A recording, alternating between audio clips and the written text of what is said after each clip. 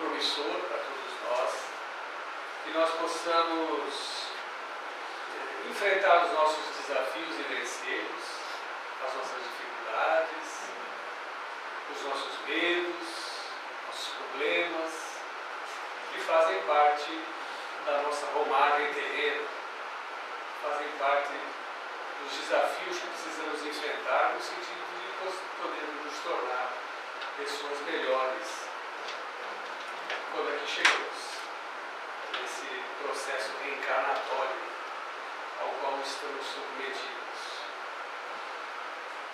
Somos espíritos ainda mais próximos do começo do que do objetivo final. Temos ainda dentro de nós muitas imperfeições para serem corrigidas e podemos nos sentir, não sei se essa palavra seria apropriada, mas podemos nos sentir privilegiados por possuirmos o conhecimento que a doutrina espírita nos oferece, que é uma alavanca de progresso, de adiantamento moral. É como se através do Espiritismo nós pudéssemos queimar etapas, no sentido de nos melhorarmos. Claro que aumenta a nossa responsabilidade, mas produz muitos ganhos, se soubermos aproveitar. Eu costumo brincar ao dizer que a minha paciente mais jovem tem 90 anos. Dona Nilda é uma rosinha de cabelos brancos, o corpo já curvado pelos anos. Ela foi auditora fiscal do Ministério da Fazenda em Brasília. Durante quase 60 anos foi mestre em yoga. Escreveu 2 livros. O 3º livro está no prelo. E o 4º livro está terminando, que se chama Minhas Viagens pela Índia. Nesse 4º livro, ela conta uma história. Certa vez ela estava numa região da Índia que se chama Rishikesh, que fica aproximadamente uns 200 quilômetros de Nova Delhi, capital da Índia. E ela disse que a região que ela se encontrava era uma região fantástica. Diz que sim, lá ao fundo corria o rio Ganges, que é um rio considerado sagrado pelos hindus. Ao longe, como se fosse assim uma cortina branca exuberante, as montanhas do Himalaia. Então ela se sentiu assim tão envolvida com aquela paisagem que ela não resistiu. Resolveu então encontrar um lugar em que ela pudesse se abrigar do sol. Sentou debaixo de uma árvore e, assumindo aquela posição de lótus, começou a meditar.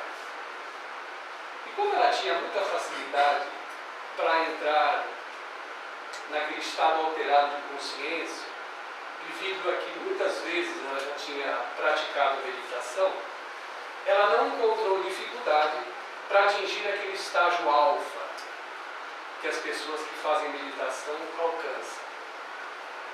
Ela falou que de repente ela estava meditando e de repente, por uma fração de segundos, por um instante apenas, ela se sentiu como se fizesse parte daquela paisagem.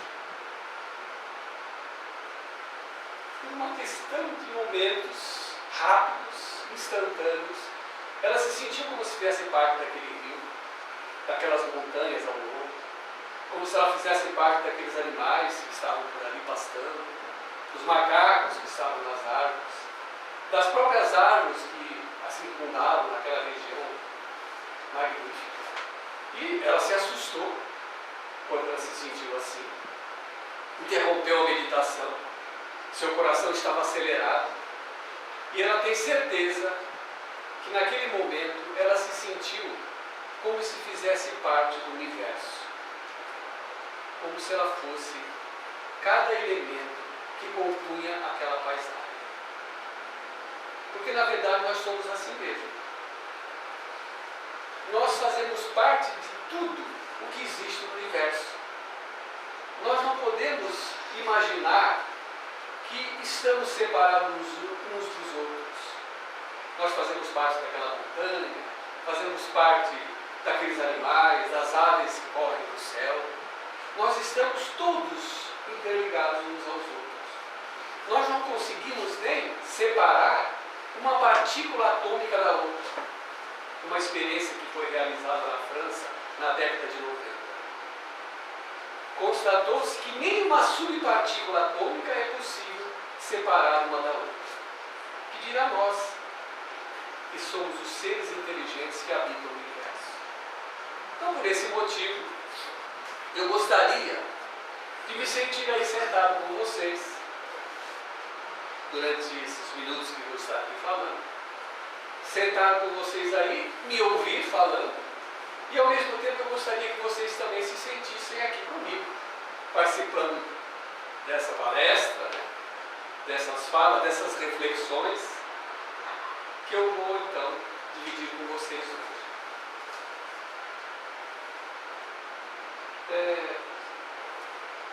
Há uns 30 anos atrás, mais ou menos, no ano de 82, há 32 anos atrás, eu fazia parte do Centro Espírita Ismênia de Jesus. Eu estava ligado às atividades daquele centro.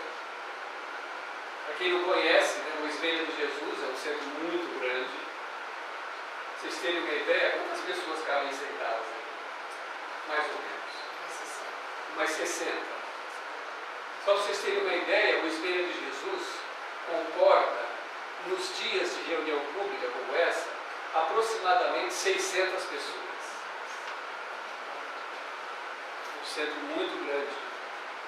Eu particularmente gosto mais dos centros assim, pequenos. O centro que eu frequento, que eu faço parte, também é um centro pequeno. Mas eu estava ligado às atividades do Centro Espírita Ismênia de Jesus, que é um centro que possui diversas atividades assistenciais, educativas. Eles têm inclusive uma escola de ensino fundamental, que se chama Ordem e Progresso, que fica nas dependências do centro, mas do outro lado, na Conselheiro Neves. Eles têm um trabalho assistencial com moradores de rua, onde eles oferecem almoço, chama Portão dos Pobres. Eles têm muitas atividades que são requisitadas muita mão de obra, por isso eles têm empregados assalariados que trabalham dentro do centro espírita. E eu então fazia parte daquele centro nessa época, 32 anos atrás. Fiz muitas amizades, muitas dessas amizades que eu conservo até os dias de hoje. E eu conheci um rapaz que se chamava Jansen Cavalcante. Esse Jansen um dia chegou para mim e disse assim: você não gostaria de ir comigo lá no Casqueiro para a gente reabrir um centro que tem lá? Falei, Casqueiro? Conheci o Casqueiro? Sim, Casqueiro, fica ali na margem esquerda da Anchieta, para quem vai para São Paulo, em frente ali à Avenida dos Pescadores, é um bairro de Cubatão.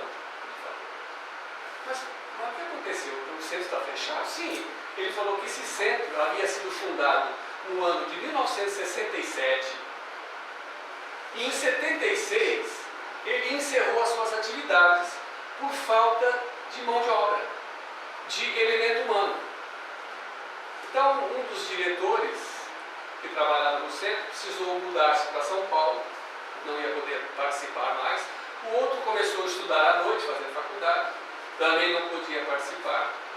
Eu sei que por falta de colaboradores, o centro acabou então fechando suas portas no ano de 76. E ele disse para mim assim: a minha mãe mora no centro. Tem umas dependências lá no fundo do centro, e nós improvisamos uma pequena habitação e ela mora lá. Você não gostaria de reabrir o centro? Então nós fomos reabrir o centro. Todas as quartas-feiras, o Brasilino Faria, um outro colega, amigo que eu conheci no Centro Espírita de Jesus, passava na minha casa de perua Kombi, ele construiu uma perua Kombi naquela época, me pegava, passava na casa do Jance, apanhava o Jance, então íamos nós todas as quartas-feiras, mais ou menos umas 19h30, e nos dirigíamos para o Casqueiro. A perua que o brasileiro possuía era uma perua que, se eu não me engano, de cor bege. Era uma cor indefinível devido à extrema sujeira e precariedade que se encontrava a perua. Ele trabalhava com frutas, ele comercializava frutas no mercado municipal. Então, vocês imaginam a situação da perua. Era uma mistura de frutas amanhecidas, apodrecidas, junto com um pedaço de estopa, um colchão velho, porque muitas vezes o brasileiro, o proprietário da perua, acabava fazendo a perua de dormitório, então ficava aquela bagunça dentro da perua, e muitas vezes, indo para o Casqueiro, nós brincávamos com ele, dizíamos assim que ele precisava arrumar o quarto dele quando ele levantasse de manhã, por causa que a perua se encontrava mesmo numa situação difícil, de odores. Eu me lembro muito bem do Jance, que era uma pessoa muito inteligente, já se encarnou, né? Mas deve continuar inteligente, até mais. Eu me lembro muito do Jance brincando com o brasileiro, né? Se aproveitando da ingenuidade dele, contando aquelas piadas inteligentes que muitas vezes ele demorava para entender. E íamos então nós para o Casqueiro, todas as quartas-feiras. E eu confesso que a primeira vez que eu cheguei no centro, eu me assustei, em virtude da situação que se encontrava a propriedade. Era uma casinha muito velha, muito simples, que ficava numa esquina da rua da Avenida das Américas, com a Rua Espanha, próximo ao pronto-socorro municipal do Casqueiro. E nós chegamos ao centro e eu imaginei que seria muito difícil nós fazermos algum tipo de reunião ali dentro daquele centro. Ao abrir as janelas, eu fiquei com receio de que elas não conseguissem fechar de novo. O salão de reunião, só para vocês terem uma ideia, era um salão assim, mais ou menos desse tamanho. Cabia acho que umas 20 cadeiras, bem pequeno, bem singelo, bem simples. Então nós chegávamos no centro, abríamos o centro, arrumávamos as cadeiras, passávamos um pano na mesa, líamos o Evangelho, fazíamos uma prece, dávamos um passe na Dona Olga e íamos embora. Dona Olga era a mãe do Jance, era uma senhora que tinha mais ou menos na época uns 70 anos de idade, cabelinho branquinho, uma senhora baixinha, bastante falante, uma pessoa muito simpática, conversadeira. Não tinha ninguém que não conhecesse ela ali no Casqueiro, porque frequentemente ela ficava debruçada na janela do centro, que dava à rua, conversando com as pessoas que passavam. E ficava ali, às vezes, horas conversando. Uma vez ou outra ela chamava algum moleque que estava jogando bola em frente ao centro, no campo de futebol, pedia para o moleque ir na venda, no açougue, na padaria. E até hoje, passado muito mais de 30 anos, muitas pessoas que frequentam o centro se lembram da Dona Olga com carinho e com respeito. Na semana seguinte nós voltávamos no centro, mesma situação, abríamos o centro, arrumávamos as cadeiras, passávamos um pano na mesa, abríamos o Evangelho, líamos o Evangelho, fazíamos uma prece, dávamos um passo na Dona Olga e íamos embora. Na semana seguinte a mesma coisa, a mesma rotina, voltávamos ao centro, abríamos, passávamos um pano na mesa, líamos o Evangelho, fazíamos uma prece, dávamos um passo na Dona Olga e íamos embora. E foi assim durante muito tempo. Eu só sei, pessoal, que nós demos tanto passo na Dona Olga que ela acabou desencarnando.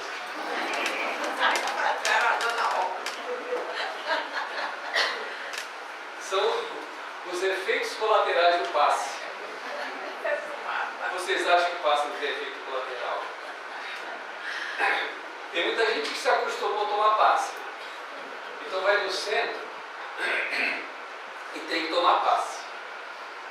Como se tivesse criado um hábito. E nós temos que nos livrar dos hábitos, dos rituais, né? Porque na verdade o passe, ele é um tratamento fluidoterápico, como se fosse um remédio. Alguém que toma remédio se não precisa? Não, eu vou tomar um Dorflex para mim não ficar com dor de cabeça. Ninguém faz isso. Ninguém vai ao médico se Se não estiver doente, a não ser que seja hipocondríaco. Mas aí é um distúrbio psicopatológico, precisa de tratamento. Mas uma pessoa sã, como nós, não gostamos de tomar remédio quando não precisamos. É uma coisa fácil. Bom, mas esse é outro assunto. Eu sei que nós então começamos a ir ao centro toda semana e depois de um tempo foi aparecendo outras pessoas. Eu me lembro que uma vez nós estávamos assim fazendo uma prece e apareceu então um rapaz, colocou o rosto para dentro da instituição, perguntou: está funcionando? Falei: tá, pode entrar. Aí então nós não estávamos só o passo da Dona Olga, tinha outra pessoa que apareceu e depois mais outra. E aí nós fomos arrumando a propriedade, a instituição, aumentamos o salão. Hoje nós aumentamos o salão máximo que ele pode ser aumentado e comporta mais ou menos hoje sentadas umas 70 pessoas. Mais ou menos como aqui, desse tamanho mais ou menos. É um pouco mais comprido, mas é um pouco mais estreito. E substituímos o forro de madeira por laje, fomos reformando o centro, dando realmente uma cara de uma instituição espírita, religiosa. Eu sempre costumo brincar que eu uso como referência o pronto-socorro, que o centro fica próximo do pronto-socorro, porque se nós não conseguimos ajudar, a gente já encaminha para o PS, e o PS já dá logo um diazepam, um dormid, e a pessoa já fica calminha. Depois de um certo tempo, no dia nós estávamos reunidos, na chamada reunião de diretoria, e nessa reunião, um dos nossos companheiros lá disse assim: poxa, mas nós precisamos fazer uma reunião mediúnica. Disse eu. Porque todo sempre precisa ter uma reunião mediúnica. Porque senão nós corremos o risco de fazer o espiritismo dos vivos e esquecer dos mortos. Por quem, aliás, o espiritismo veio. Porque na realidade o espiritismo é uma religião dos espíritos. E foi os espíritos que trouxeram as informações que Kardec formulou para eles. Então esse companheiro disse: nós precisamos fazer então uma reunião. Apontou para uma companheira nossa, que estava na reunião, e disse assim: bom, você que vê os espíritos, você que sente as presenças, que ouve, você vai ser a médium da reunião. Você vai receber os espíritos. E você, apontou para mim, você que não ouve nada, não enxerga nada, não vê nada, você que é uma pedra, então você vai ser o doutrinador. Você vai ser a pessoa responsável para conversar com os espíritos. De repente, eu olhei assim e disse: mas eu? Mas eu não sei conversar com os espíritos. Mas é simples conversar com os espíritos. Como que é conversar com os espíritos? Eu fiquei preocupado. Falei assim: mas como que será que é conversar com os espíritos? Comecei a compulsar algumas obras, li alguns livros sobre o assunto, li o livro dos médicos e os apontamentos dos espíritos de Erasto e Timóteo, que são os técnicos da espiritualidade, responsáveis para trazer para nós a parte científica da doutrina espírita. Li Hermínio Miranda, li Herculano Pires. Estava preocupado para descobrir como que era conversar com os espíritos. Chegado o primeiro dia da reunião, eu estava tremendo, porque vai que o espírito se comunica e eu vou ter que conversar com ele. E eu descobri que conversar com os espíritos é a mesma coisa que conversar com algum encarnado. Quem aqui já conversou com um espírito?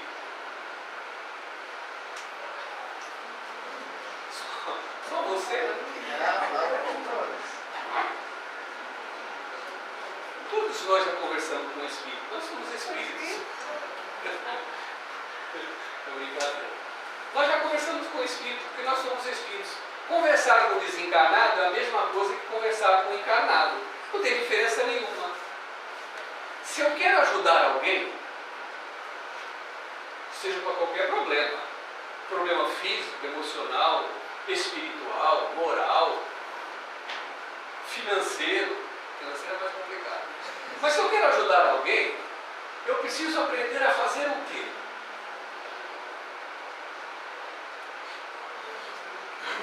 Ouvir esse alguém. Aí então eu fui fazer um curso de escutatória. Sim, porque a gente gosta de fazer curso de oratória, né? Aprender a falar. Quem gosta de falar, dizer que sabe, que conhece. gosta de ser o palestrante, o presidente do centro, aquele que conhece de tudo, que tem informação, mas ouvir é uma coisa muito mais difícil de fazer do que falar. Ouvir, ouvir, saber ouvir. Então eu comecei a ouvir os Espíritos. Comecei a ouvir as suas histórias, seus dramas, suas dificuldades, suas dores, suas angústias, seus ódios, raivas. Então eu me tornei aquela pessoa responsável para ajudar os irmãos desencarnados através da argumentação. Então se criou uma atividade dentro do centro em que as pessoas vão ao centro em busca de ajuda, como deve acontecer na maioria dos centros espíritas. Então lá no centro tem uma sala onde tem uma pessoa que vai conversar com essa criatura que vai ao centro em busca de ajuda. Nós criamos essa atividade dentro do centro e as pessoas vão em busca de ajuda, vão procurar informações a respeito das suas dores, suas dificuldades, seus problemas, suas angústias. E nós conversamos com essas pessoas, preenchemos uma ficha de entrevista e essa ficha de entrevista nós levamos então para a nossa atividade mediúnica. E nessa atividade mediúnica, na maior parte das vezes, se comunicam, se manifestam as entidades espirituais que na maioria das vezes estão acompanhando aquelas pessoas que vão em busca de ajuda no centro. E aí nós temos a oportunidade de conhecer a história desses irmãos desencarnados, que são as histórias que os Espíritos contam. E muitas vezes a gente vê histórias dramáticas, porque quando nós entrevistamos uma pessoa supostamente obsidiada, que está sendo perseguida tenazmente por um obsessor cruel, desumano, como se fosse a personificação do mal, nós imediatamente somos levados a ter um sentimento de extrema piedade por essa pessoa, ao observarmos que ela está sendo vítima de um perseguidor cruel, que está atormentando, atrapalhando sua vida, interferindo nos seus pensamentos, nas suas emoções, e muitas vezes fazendo com que ela tenha distúrbios psicopatológicos, e muitas inclusive até chegam a se internar em hospitais psiquiátricos, fazer uso de medicamentos pesados. E normalmente identificamos o perseguidor desencarnado como um espírito do mal. Mas as histórias que a gente ouve nas reuniões mediúnicas não é bem assim. Os espíritos começam a contar por que estão perseguindo aquela suposta vítima hoje, que foi o seu algoz no passado. E surgem histórias fantásticas. Depois de um determinado tempo que eu estava participando dessa atividade, eu resolvi então arrumar um gravadorzinho assim desse tamanho, que naquela época era um gravador magnético, que usa fita cassete. O pessoal mais jovem não sabe nem o que é cassete. E nós então gravávamos a reunião e gravávamos as comunicações dos espíritos, as histórias que eles traziam, os dramas, as dores, as dificuldades. E aí depois nós transcrevíamos essas histórias e transformamos essa história num livro que eu escrevi há 4 anos atrás, que se chama A Escolha do Amor. Nesse livro contém 12 histórias que os Espíritos contaram. São histórias dramáticas contadas por eles e por qual motivo eles acabaram se tornando um perseguidor cruel.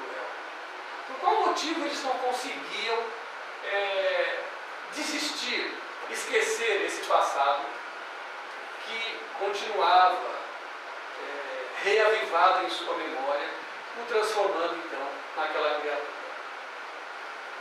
Mas o Cubatão, mudando de assunto, o Cubatão é uma cidade peculiar, muito peculiar. O Cubatão, ele tem uma forte raiz evangélica. Eu acho que a maioria dos habitantes do Cubatão são evangélicos. Tem muitas igrejas evangélicas no Cubatão. Por isso, a dificuldade da penetração das ideias espíritas dentro do Cubatão. Vocês terem uma ideia, só existem 2 centros espíritas no Cubatão, que é o que eu frequento, que fica no Casqueiro, e o outro, chama Caminho da Luz, que fica no centro do Cubatão. As atividades que a gente exerce no Cubatão, por exemplo, quando nós convidamos um palestrante de fora para fazer palestra lá, como recentemente teve lá o Bacelli, Carlos Bacelli, vem de Minas Gerais. Então, o grupo do A Caminho da Luz, que fica no centro do Cubatão, geralmente convida o Carlos Bacelli para fazer uma palestra lá. Então é reservado o auditório do Paço Municipal, onde ele vem, traz os seus livros, e nós confeccionamos aquelas faixas, os cartazes, para divulgação do convidado que vem para cá fazer palestra. E geralmente essas faixas, elas amanhecem rasgadas ou simplesmente desaparecem, em virtude dessa dificuldade da aceitação das ideias reencarnacionistas na cidade de Cubatão. Cubatão só tem 2 centros espíritas. Vocês sabem qual é, quando foi fundado o primeiro centro espírita no mundo? Foi no ano de 1858. E foi fundado por Allan Kardec, um ano depois da publicação do Livro dos Espíritos. Ele já fundou o centro espírita, que se chamava Sociedade Parisiense de Estudos Espíritas. 7 anos depois, Kardec ainda estava encarnado, em 1865, foi fundado na Bahia, Salvador, o primeiro centro espírita brasileiro, por Teles de Menezes, e se chamava Lar Espírita Fraterno, ou Lar Fraterno Espírita do Rio de Janeiro. Esse centro já não existe mais. E o centro espírita mais antigo do Brasil, ainda em funcionamento, é aqui na cidade de Santos, e se chama Anjo da Guarda. O Anjo da Guarda, ele está comemorou o ano passado, em 2013, 120 anos de fundação. Ele foi fundado em 1893. Eu esqueci o nome do fundador. O Anjo da Guarda está funcionando ainda, mas em situações precárias. Ele inicialmente tinha como sede ali na Conselheiro Neves, perto do centro da cidade.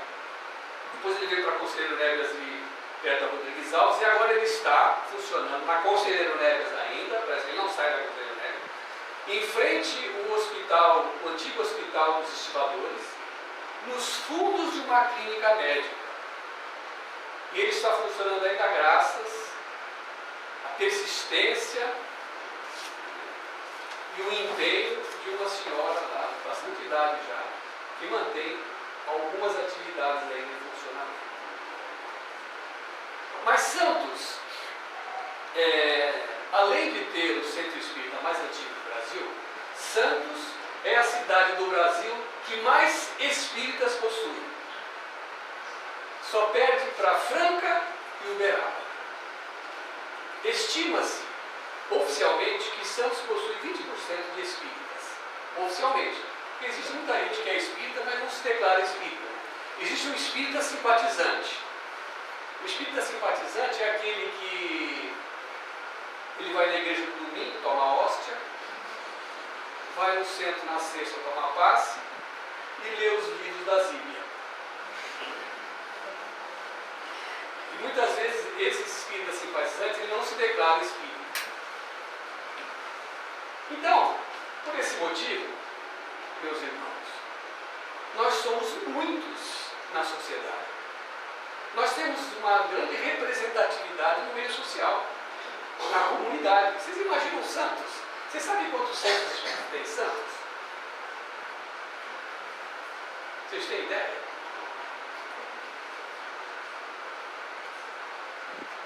Não fazem nenhuma ideia. Uns 70 anos. Tem mais de 120 centros espíritas em Santos. Ou seja, tem mais centro espírita que botequim. Ainda bem, né? Graças a Deus. Né?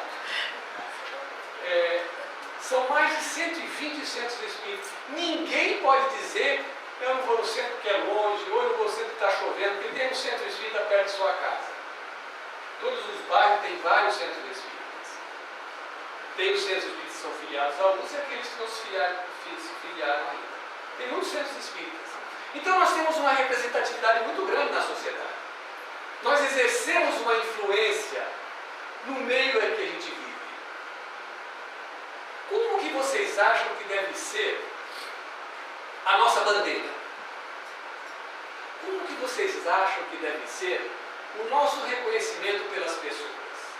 Qual deve ser a bandeira do espírita na sociedade? Não é um rótulo de espírita. Nós devemos ser conhecidos, estamos sendo conhecidos dessa forma, pela nossa conduta, pelas nossas atitudes. Porque o espírita, ele tem uma atitude diferente. Vamos dizer assim, um jeitão diferente de ser. Não que ele seja pior que os outros. Estou dizendo isso. Eu até costumo brincar, dizendo a verdade, que de todos os religiosos que existem, de todas as religiões, os espíritas são os mais devedores. Mas nós somos os mais arrependidos. E nós, por isso, temos um comportamento peculiar diante da sociedade. Qual é? Geralmente o espírita é aquele que é mais pacífico, ele é mais tolerante, ele é mais humilde, ele chama atenção pela sua conduta. E muitas vezes as pessoas prestam atenção na nossa conduta, no nosso comportamento, na nossa atitude, sem saber que nós somos espíritas. E aí acham estranho a nossa atitude. Muitas pessoas nos acham esquisitos. E aí vão perguntar, mas quem é ele? Ele é espírita. É assim que nós devemos ser conhecidos. Pela transformação que a gente realiza em nós mesmos. Porque lá no livro dos Médiuns existe mesmo. Como que deveremos conhecer o verdadeiro espírita? É aquele que não erra mais? Não. É aquele que reconhece os seus erros e se esforça para se melhorar, para dominar as suas más tendências. É assim que se reconhece o verdadeiro espírita. Não é? Se esforça para se melhorar. Mas você sabe o que acontece? Muitas vezes por uma interpretação errada. Você sabe que dentre todas as religiões, de uma maneira geral, e até dentro do espiritismo em particular, existe uma cobrança velada e às vezes até muitas vezes declarada para que nós nos tornemos uma pessoa boa. Quem aqui não quer ser bom? Quem aqui gostaria de ir para o nosso lar?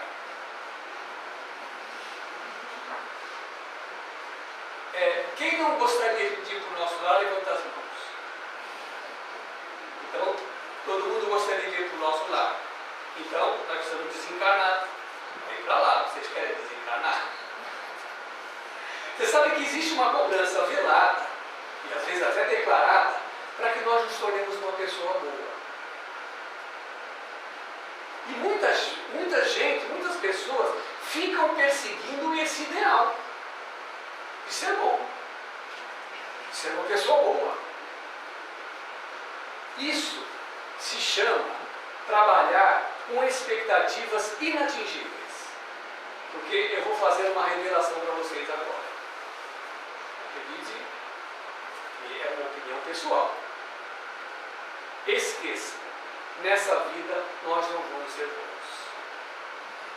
Trabalhar com expectativas inatingíveis acaba fazendo o que conosco? Acaba fazendo que nós nos sentimos frustrados, decepcionados. A nossa baixa autoestima, nos sentimos autodesvalorizados. Então, nós ficamos perseguindo ideais assim de não errar mais, de não magoarmos ninguém, não ficarmos mais com raiva. Não posso sentir raiva. Não, raiva não. Eu me lembro até, que já contei para vocês, uma paciente que eu atendia, e nós estávamos conversando sobre esse assunto. E eu disse para ela assim, puxa, mas isso que você está sentindo é raiva. Não, raiva não. Não, é raiva. Não, eu não sinto raiva. Claro que sente, todo mundo sente, eu não sinto. Ela era uma pessoa que frequentava o centro espírita, inclusive era militante dentro do centro espírita, aplicava passes. E ela disse, não, eu não sinto raiva. Não sinto, não sinto. Sente? Não sinto. Eu sei que aquele dia ela saiu do consultório com raiva de mim.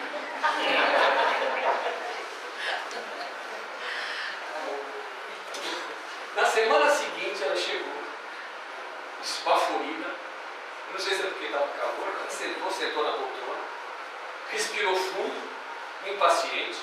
E eu perguntei, e aí, tudo bem? Ele falou, não. E a semana foi boa? Péssima. Poxa, mas o que aconteceu, né? Aconteceu que eu descobri que eu sou um poço de raiva. Aí eu falei para ela assim, mas você acha ruim sentir raiva? Meu Deus do céu, é horrível. Como eu sentir raiva? Isso é horrível dentro de mim. E agora como é que eu vou ajudar as pessoas lá no centro? Como que eu vou dar paz nos outros sabendo que eu sou uma pessoa que sinto raiva?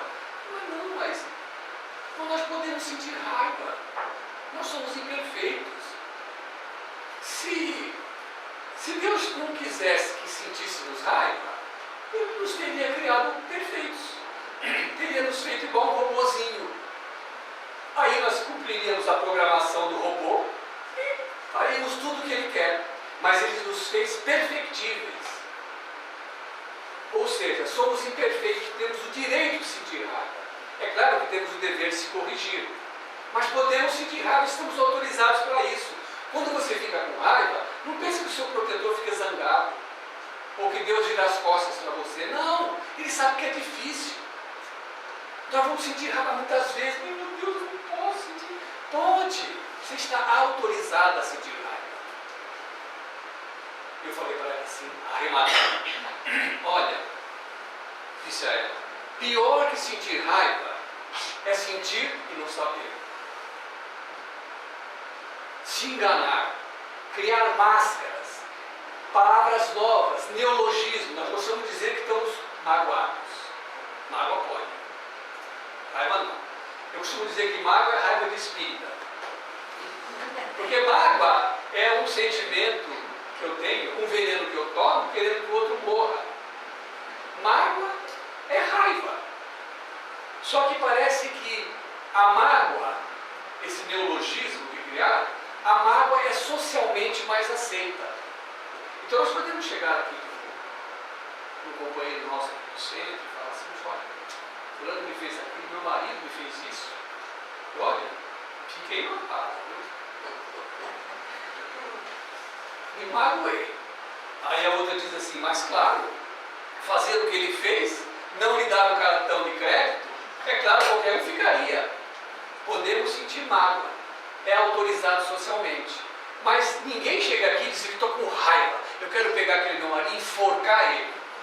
Ninguém vai dizer isso.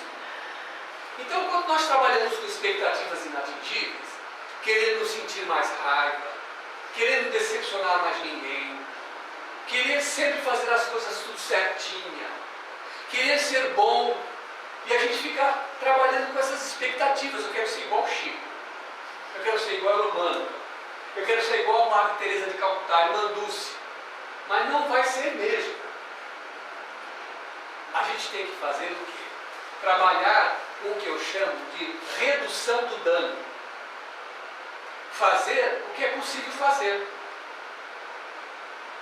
Vamos imaginar, pessoal, que nós tenhamos aqui do nosso lado, acompanhe o raciocínio comigo, temos aqui do nosso lado uma escala numérica de 0 a 10. Cada um de nós, imagine que cada um de nós tivéssemos essa escala do seu lado. E nessa escala tem um ponteiro, que esse ponteiro está indicando o nosso nível de exigência. O nosso nível de exigência. Todos nós temos um nível de exigência. Quanto mais alto o nosso nível de exigência, mais prepotente nós somos. Como já expliquei para vocês aqui de uma outra vez, mas acho que esqueceram, vou relembrar. A prepotência é aquele comportamento conhecido de querer tudo do seu jeito. Todo mundo é prepotente. Por quê? Todo mundo gosta de tudo do seu jeito. Quem não gosta que as coisas aconteçam do jeito que quer? Quem não gosta que o outro sempre haja da forma que eu acho que ele tem que agir? Quem não gosta que as coisas sempre sejam feitas certinhas, como eu faço? Não, mas eu quero do meu jeito, porque o meu jeito é o certo. Ele dá para falar isso. Então, quanto mais exigente nós formos, quanto maior o nível de exigência, mais prepotente eu sou. E mais eu vou ficar com raiva quando for contrariado. Porque todo mundo é prepotente. É claro que em níveis diferentes. Como que aqui cada um reage quando é contrariado? Quando as coisas não acontecem do seu jeito, do jeito que você quer, que programou. Cada um tem um jeito de agir, de acordo com o seu nível de exigência. Quanto maior o nível, mais dificuldade para lidar com a contrariedade. Vamos imaginar que o nosso nível de exigência esteja indicando aqui 8. 8 é um nível de exigência alto.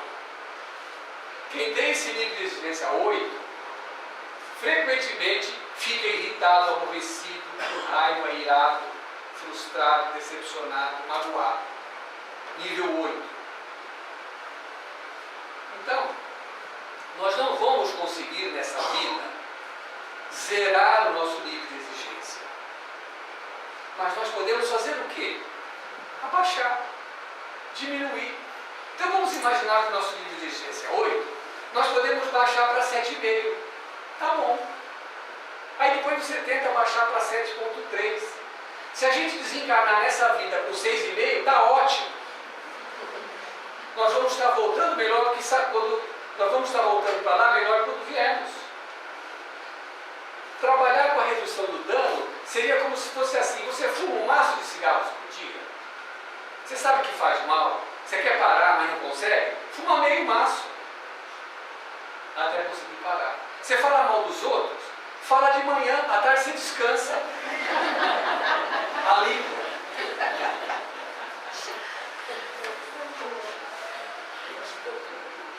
Trabalhar com expectativas possíveis de serem atingidas cria na gente uma sensação de felicidade. Sabe? De plenitude, de satisfação. Felicidade é satisfação, é plenitude, é estar cheio. Nós nos sentimos cheios porque estamos conseguindo nos melhorarmos como pessoa. Esqueçam expectativas inatingíveis, nós não vamos conseguir. Lembre-se, nós sempre, aconteça o que acontecer, sempre estamos fazendo o nosso melhor. O melhor que podemos fazer. Então a recomendação é para que nós diminuamos a nossa expectativa. Não queiramos ser aquilo que nós gostaríamos e não somos ainda. Assuma como você é. Conheça-se a si mesmo, como você é, o que você pode melhorar. Tem uma questão no Livro dos Espíritos importantíssima com relação a isso. A questão 919. Eu não sou catedrático do Espiritismo, não. Antes de sair de casa eu dei uma olhadinha lá no livro da questão. A questão 919, Kardec pergunta para os Espíritos assim. Olha só a questão. Qual o melhor meio, mais eficaz, para eu encontrar a felicidade e resistir ao mal? Sabe o que os Espíritos respondem? Simplesmente, um profeta da antiguidade já vos disse: conheça-te a ti mesmo.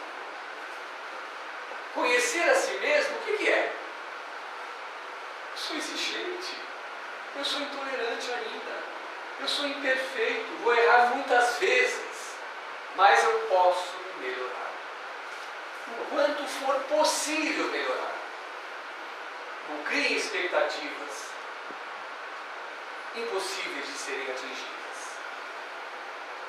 Vamos nos sentir muito culpados e provavelmente vamos retornar ao mundo espiritual, à nossa casa, assim, nos sentindo fracassados. Porque quando a gente exige de nós expectativas impossíveis, nós acabamos não fazendo nada por nós mesmos. Nessa reunião que nós realizamos no centro de atividade mediúnica, muitos espíritos se manifestaram lá. Eu me lembro particularmente de um espírito que veio certa vez, e esse espírito estava acompanhando uma pessoa que nós atendemos no centro e que sofria de síndrome do pânico. Então ela desfilou um rosário de queixos, uma lista dos sintomas todos que ela tinha, que estavam relacionados aos transtornos do pânico. Falou dos pesadelos que tinha à noite, que ora se via colocando pessoas na fogueira, ora se via sendo perseguida por criaturas horríveis que queriam pegá-la e torturá-la. Tinha dificuldade para conciliar o sono. Muitas vezes ela disse que não conseguia nem sair do próprio quarto quando estava nos momentos de crise de pânico, com medo de que pudesse morrer, com medo que passasse por alguma situação que não pudesse ser socorrida ou que pudesse enlouquecer. Quando ela foi lá ao centro em busca de ajuda, ela entrou na minha sala acompanhada de uma pessoa da família, porque ela não conseguia sair na rua sozinha. Tinha que estar acompanhada de alguém, de preferência que ela confiasse. Então eu expliquei algumas coisas para ela a respeito da doutrina espírita, falei das vidas passadas, falei dos processos obsessivos, e ela disse que já vinha há algum tempo lendo alguns livros a respeito desse assunto, e ela concluiu que realmente devia estar sendo vítima de algum perseguidor cruel no passado. Encaminhei esta pessoa para um passes, pedi que ela tomasse uma série de passes e depois retornasse, quando acabasse, para conversar comigo novamente. Levamos a ficha dela para a reunião mediúnica e se manifestou, então, umas 2 ou 3 semanas depois que eu conversei com essa pessoa, se manifestou uma entidade espiritual, cheia de ódio no coração, cheia de desejos de vingança, dizendo que nós não tínhamos o direito de estar nos envolvendo em uma disputa que não nos dizia respeito, que nós estávamos exercendo um respeito, que nós não sabíamos quem ele era, que ele possuía tudo a seu comando, e que ele ia fazer com que cada um dos seus homens, aqueles que estavam sob o seu comando, sob sua guarda, que nos perseguisse, que montassem guarda na nossa residência, na nossa família, que eles iam nos perseguir e nos fazer sofrer por nós estarmos nos intrometendo naquela disputa. Que nós não imaginávamos que, na verdade, ele não era uma vítima, como pensávamos, porque ele tinha feito muitas pessoas sofrerem, inclusive ele, que ele sofreu muito nas mãos dele no passado, que havia sido queimado na fogueira, que havia sido torturado, que havia assistido a sua família, seus filhos, morrerem na sua frente, pelas mãos daquele que hoje estava aí sofrendo, se fazendo de vítima, mas que não era vítima coisa nenhuma. Eu sei que o Espírito desfiou um rosário de queixos, de ódios, de vingança, contando uma história dramática com relação ao seu passado. Eu sei que foi difícil convencer aquele irmão a perdoar. Veja porque ele estava nessa hipótese. Precisamos mais ou menos umas 3 sessões em que ele compareceu para que nós pudéssemos, enfim, ajudar. Por fim, ele se acabou rendendo às evidências e aos argumentos de todos nós, talvez pelo fato também de estar muito cansado, depois de tantos séculos naquela perseguição, ele então resolveu perdoar. Eu me lembro que nesse dia em que nós conseguimos fazer com que ele esquecesse aquele irmão, que ele aceitasse a ajuda que estávamos oferecendo a ele, foram momentos vividos por todos nós de muita emoção e muito dramático. o espírito chorava copiosamente, por fim rendido, né, pelas evidências e pela necessidade de perdoar, de esquecer. Naquele dia, quando nós encerramos a reunião, acendemos as luzes, estávamos todos emocionados, o ar estava pesado, parecia assim como se fosse um bolo que pudéssemos cortar. Talvez por isso mesmo, todos nós que estávamos à mesa, sentíamos um pedaço desse bolo na garganta, porque a voz estava embargada, não conseguíamos falar devido às emoções. Não tinha um daqueles presentes naquele dia, naquela noite na reunião, que não tinha algumas lágrimas nos olhos devido às emoções. Trocamos algumas impressões a respeito daquele irmão. Estávamos prontos para encerrarmos a reunião, quando uma médium sentada do outro lado da mesa afirmou que uma presença de muita luz, um espírito muito iluminado, se aproximara da mesa no instante em que nós estávamos conversando com aquela entidade, e aquele espírito de muita categoria havia deixado uma poesia em que a médium psicografou. E a poesia, disse ela, ele dedicava a todos os membros daquela reunião, daquele grupo mediúnico, e por extensão a todos os centros espíritas, todas as casas espíritas que realizam esse tipo de atividade mediúnica. Então, para encerrarmos a nossa conversa dessa noite, eu vou dizer para vocês a poesia, se a minha memória não falhar, é claro.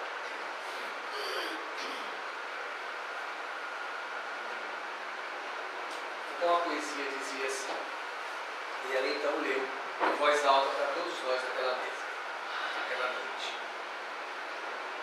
Era uma casa bem pequena, muito simples por sinal, que eu conheci Jesus sem vela e sem ritual. Lá me falaram do amor, da paz e do perdão, e de um jeito todo especial me falaram até da reencarnação. Até então eu era um tolo, acreditava em tudo, até no diabo. Lá eu aprendi a ser mais ajuizado. Como era bom ir ao centro. Toda sexta era uma alegria. O tempo foi passando e eu com mais sabedoria. Li Kardec, André Luiz, todos imortais. O que realmente eu queria era sempre conhecer mais. Ah, como os amigos eram bons. Eu me sentia feliz. Naquelas noites de tertúlia, eu era um dileto aprendiz. Lembro-me bem da Janete, do Jarbas, do Nazareno, que diziam sempre a peito que isso e aquilo faremos. Como é bom, Jesus, conhecer tanta luz, no conhecimento da verdade que ao teu seio conduz. Quantas oportunidades, quantas obras do bem, ajudando os infelizes a conhecê-lo também. Abençoe este grupo que devagar vai crescendo, na tua seara bendita, o teu amor conhecendo.